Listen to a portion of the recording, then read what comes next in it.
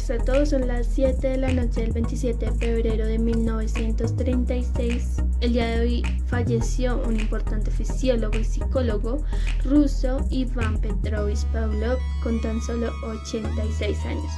Este fisiólogo nació el 14 de septiembre de 1849, cursó estudios de teología que abandonó para estudiar en la Universidad San Petersburgo a estudiar medicina y química. Una vez doctorado, amplió sus conocimientos en Alemania, donde se especializó en fisiología intestinal y sistema circulatorio. En 1990 obtuvo plazo de profesor de fisiología en la Academia Médica Imperial, donde lo nombraron director del Departamento de Fisiología en el Instituto Medicinal Experimental de San Petersburgo. En la siguiente década dedicó su trabajo a la investigación del aparato digestivo y el estudio de los jugos gástricos. El científico dedicó más de 10 años a aprender a hacer orificios en el tracto intestinal. Era una operación muy complicada, ya que el jugo gástrico, al salir del intestino, corroía los tejidos de este y los de la pared abdominal.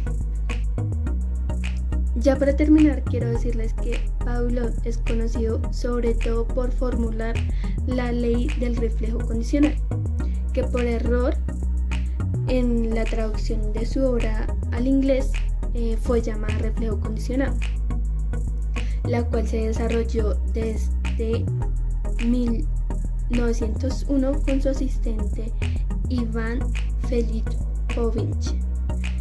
Ya los dejo entonces con mi compañero Steven Contreras, que les va a decir su principal aporte. Así es, así que vamos a continuar descubriendo más de Iván Pavlov. En esta oportunidad yo les voy a explicar un poco sobre los estudios que realizó Iván Pavlov y uno de los experimentos por el cual él fue muy reconocido, incluso en la actualidad. Y tiene que ver con los experimentos que él realizó con sus perros. Pero antes de hablar específicamente de los experimentos, vamos a ponernos un poquito en contexto. Y resulta que Iván Pavlov observó que los perros producían salivación cuando tenían sus alimentos en la boca. Esto ya era algo conocido, pues se sabía que los animales necesitan la saliva para poder digerir sus alimentos con facilidad. Sin embargo, Pavlov también observó que esta reacción de la salivación se producía incluso cuando lo veían meramente a él, ya que los animales, o eso intuía Pavlov, estaban asociando su presencia con que iban a recibir alimentos. Así que ellos anticipadamente empezaban a producir saliva. Así que Pavlov, para confirmar esta teoría o esta hipótesis, empezó a desarrollar una serie de experimentos para poder comprobar si esto era algo innato en los animales o era algo que ellos habían aprendido por asociación. Aquí les voy a mostrar uno de las imágenes a uno de los perros que se utilizaron en los experimentos de Pavlov, que se encuentra en el museo en Ryazan, en Rusia. Y aquí pueden darse cuenta el dispositivo que le colocaron en la boca al perro para poder medir esa salivación y así de esa manera poder tener algo cuantitativo con el que poder realizar esos experimentos. Así que vamos a ver entonces en qué consistieron estos experimentos. En primer lugar, partimos de la primera observación que hizo Pavlov, en el que el perro saliva al tener en su presencia su comida. Entonces, a la comida Pavlov la definió como un estímulo incondicionado y la respuesta que ésta producía en el perro lo llamó respuesta incondicionada. A partir de allí, entonces Pavlov va a introducir un estímulo neutro. En este caso, Pavlov se valió de un metrónomo, que es un dispositivo que produce un sonido. Al principio, el perro, al escuchar este sonido, pues no tiene ninguna respuesta, no hay respuesta. Entonces, a este estímulo, Pavlov lo denomina como estímulo neutro, y a la respuesta del perro, que no produce salivación, lo define como respuesta no condicionada. Esta presentación, esta introducción de este estímulo neutro lo realiza durante varias semanas y sobre todo cuando el perro tiene hambre. Entonces hace sonar el dispositivo e inmediatamente le presenta la comida. Entonces ya después de varias veces de presentado esta combinación, el perro empieza a producir la salivación, que era lo que él antes lo llamó como respuesta incondicionada.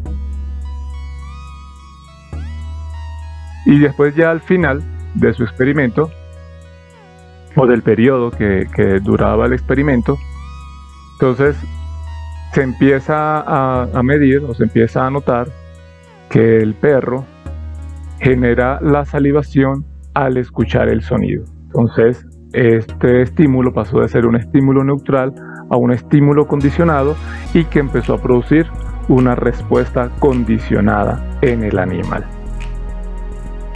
Entonces de esta forma Pavlov pudo demostrar que esa respuesta no era producida de manera innata, sino que el perro lo había aprendido por asociación al relacionar el sonido con su comida.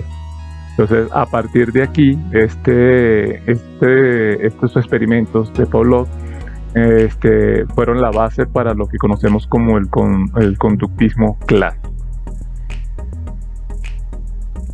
Por aquí, pues bueno, es todo por ahora. Vamos a seguir ampliando más información de Pavlov con mi compañera.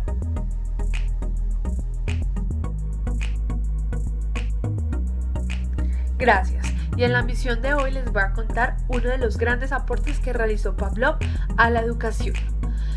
Uno de estos grandes aportes fue el de cómo se podía reaccionar ante un estímulo anteriormente evocado, como por ejemplo en las glándulas salivales sin la estimulación directa del alimento en la boca. Pavlov notó que cuando en una situación experimental un perro escuchaba las pisadas de la persona que habitualmente venía a alimentarlo, salivaba antes de que se le ofreciera efectivamente la comida. No obstante, si las pisadas eran de un desconocido, el perro no salivaba.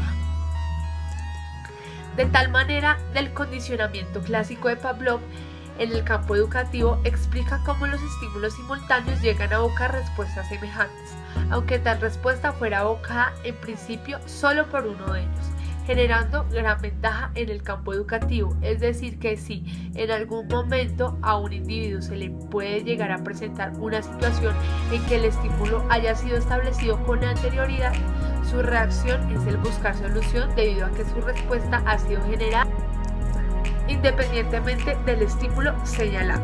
Sin embargo, hay que tomar en cuenta que el que aprende podría encontrarse en una situación en la que el estímulo para la respuesta correcta nunca ocurre.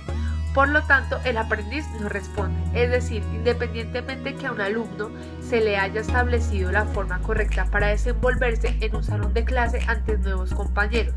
Si ante él se presenta una situación de agresividad, su respuesta a reaccionar se enfocará en no encontrar una solución satisfactoria, por lo que su respuesta no va a tener sentido de reaccionar o buscar solución, por lo que no entiende qué está ocurriendo en ese momento, porque no fue explicado con anterioridad. Por eso, el que aprende solo tiene que concentrarse en las metas claras y es capaz de responder con rapidez cuando se le presenta una situación relacionada que a su alrededor pueda acontender o sencillamente establecido en las metas del aprendizaje, por lo que la adquisición de destrezas y habilidades en el razonamiento y en la adquisición de conceptos son base esenciales en el desarrollo y la evolución pedagógica y educativa del alumno, donde el estímulo le sigue a una respuesta, considerando el entorno como un conjunto de estímulos de respuesta. El aprendizaje educativo, el controlar el comportamiento, es necesario controlar el medio, por lo que los reflejos incondicionados son insuficientes para la adaptación del organismo al medio, por lo que necesita otras respuestas adquiridas por el condicionamiento. Y el día de hoy vamos a hablar también sobre las teorías, más exactamente la teoría conductista de Iván Pavlov, aplicada en la educación actual. Entonces esta teoría nos dice que hay dos formas de condicionamiento para lograr las respuestas con un individuo. La primera es el condicionamiento clásico, que nos dice que si usamos el estímulo adecuado tendremos la respuesta deseada. El segundo es el condicionamiento instrumental, nos dice que según la clase de estímulo, así será la respuesta. Podríamos decir entonces que la variación de las respuestas se llama aprendizaje. Esto se complementa con la teoría del refuerzo, que ofrece estímulos ante las respuestas deseadas.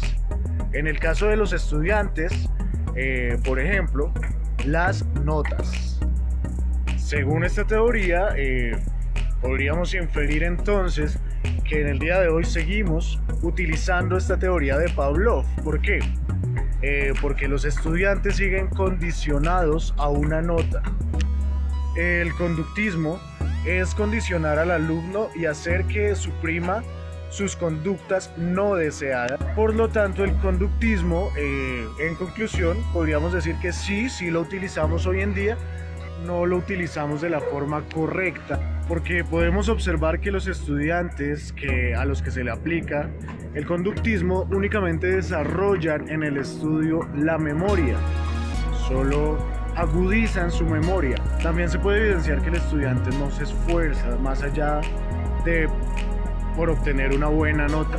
Entonces el estudiante no trabaja más que por las notas y por ende el estudiante se deja de esforzar, deja de ser creativo y pues deja de descubrir. Entonces podríamos decir que el conductismo es bueno únicamente aplicado de la manera correcta. Y con esta nota nos despedimos desde aquí, desde un barrio más de la ciudad de Bogotá. Hasta una próxima ocasión.